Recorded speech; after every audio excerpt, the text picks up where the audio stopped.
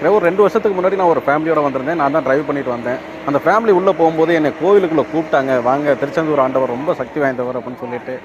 முதல்ல உள்ள போயிருக்கணும் அந்த நேரத்தில. நான் ஏற்கனவே ஒரு தடவ பார்த்துட்டேன் அப்படிங்கிற அசால்ட்டுல நான் இருந்தேன். அதுக்கப்புறம் 2 வருஷம் நல்லா வச்சிருந்தாரு. வர்றப்போ நான் அவர அசால்ட்டா நான் பார்க்கவே கிடையாது. அப்போ அவங்க என்கிட்ட சொன்னது, "உள்ள வந்துருங்க தம்பி. வந்துட்டு இவ்வளோ தூரம் வந்துட்டு பார்த்துட்டு போங்க" அப்படின்னாங்க. அந்த நேரத்தில நான் சீட்ல உட்காந்துட்டு எனக்கு டயர்டா இருக்குன்னு தூங்குனேன். அதனோட பிரதிபலனா, "ஏன்டா என் எல்லைக்குள்ள வந்துட்டு நீ என்னையே பார்க்காம போயிருவியா?" அப்படிங்கிற மாரி 2 வருஷமா இன்னைக்கு வரைக்கும் இன்னைக்கு தான் என்னை வர விட்டுருக்காரு. அதுவும் இன்னும் உள்ள போல. 2 வருஷமா என்னை வாட்டி வதைக்காததே கிடையாது. இத நான் தண்டனையா எடுத்துக்கல. இத ஒரு அனுபவமா எடுத்துக்கிறேன். எல்லாருமே சொல்றேன்.